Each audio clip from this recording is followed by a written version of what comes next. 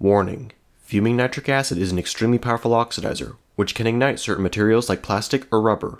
Use only glass or other non-reactive materials like Teflon while handling this chemical. Also, nearly all components of the synthesis are corrosive, and the nitrogen dioxide gas produced as a byproduct is mildly toxic. Be sure to take proper safety precautions and work in a well-ventilated area.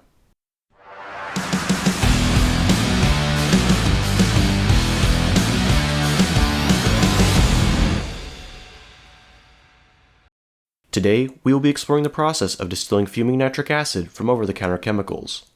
Now, to be fully transparent, this isn't exactly a new topic. Many other chemistry channels, including Nerd Rage and NowRed, have already filmed excellent tutorials on this very reaction. That being said, I've been meaning to make some nitric acid anyway, and I figured it would be worthwhile to show how I do so, using unrefined chemicals that can be bought in most stores. So, let's get started. For this reaction, you only need two ingredients, a nitrate salt and an acid. For the acid, you either want to use sulfuric acid or bisulfate salt. I went with 93% drain opener sulfuric acid, but for people dealing with regional chemical restrictions, potassium bisulfate might be the superior option, since it is sold in most stores as a pH-lowering chemical for pools or aquariums. And for the nitrate, I personally go with this potassium nitrate stump remover, but you can also use the ammonium nitrate found in certain instant cold pack brands, if you want. To start, 220 grams of potassium nitrate was added to a 500 ml round bottom flask, followed by 120 ml of sulfuric acid. Then, the mixture was gently swirled around and the flask was wrapped in aluminum foil. The foil is mostly unnecessary though, and I actually removed mine because it accelerated the boiling too much, which led to foaming. Either way, once the ingredients are mixed, a simple distillation is carried out to isolate the acid. At first, the solution only off-gassed brown nitrogen dioxide, but as things heated up, the nitric acid itself began to boil, and the vapor grew lighter in color. And soon enough, the first few drops of acid were collected. I didn't really monitor the temperature too carefully, since nitric acid is really the only thing that distills over, besides a little bit of water. It took a few hours, but eventually most of the nitric acid came over, and the distillation slowed to a near halt. At this point, the heating was switched off and the acid's volume was measured. In the end, I came out with about 100 milliliters of nearly pure nitric acid. But how pure is nearly pure? To find out, I measured out 50 milliliters of the acid and recorded its weight, which came out to about 74 grams. Using an online chart which correlates nitric acid's density to concentration, I was able to determine the purity of my distillate, which came out to roughly 90%. Not exactly anhydrous, but well within fuming nitric acid territory. Pretty good for over-the-counter reagents. Alright, let's check out a few reactions. Since fuming nitric acid has little water in it, it makes for a pretty potent oxidizer. So let's mix a few drops with acetone and see what happens.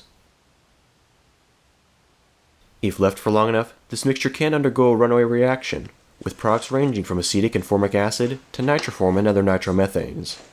I didn't want to deal with the consequences of a potentially dangerous runaway nitration though, so I lit the mixture up as soon as I mixed everything. You can see that it burns with a dull, grayish flame, unlike plain acetone which tends to produce a bright yellow flame, so it's possible that some nitrated or oxygen-rich compounds were produced. After this reaction, I tried a few other combustion reactions, but they were all pretty disappointing. Methanol just burned with a slightly grayer flame, and a strip of filter paper soaked in the acid wouldn't even ignite. So I turned to this list of chemical incompatibilities for ideas. Because if I want an interesting chemical reaction, I'll need to mix this acid with something it hates.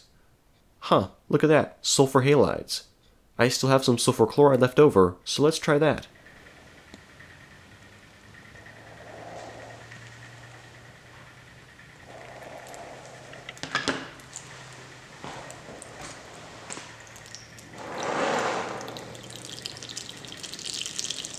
Pretty neat. This reaction lets off a host of toxic gases, including nitrogen oxides, nitryl chloride, nitrosyl chloride, hydrogen chloride, and sulfur oxides.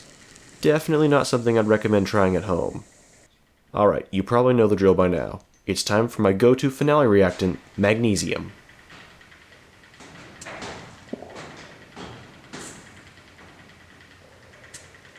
Interesting. The nitric acid reacts almost instantly with the magnesium, producing a puff of magnesium nitrate, nitrogen dioxide, and water.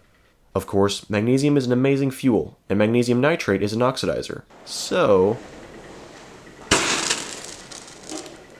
I'll never get bored of doing that. Alright guys, there you have it. Distilling fuming nitric acid from over-the-counter chemicals. Thank you all very much for watching. I had a great time making this video, and I hope you all learned something in the process. If you like what you see, consider subscribing to my channel. I have a ton of cool video ideas that I can't wait to share. including a special on pyrophoric gases, which you don't want to miss. And if you'd like to help support me and my work, consider donating or becoming my patron on Patreon. The links, as always, are down below. A special thanks once again goes out to all the dedicated LabCoatz supporters. I know my publishing schedule is pretty erratic, so thank you all for sticking around. Until next time, LabCoatz out.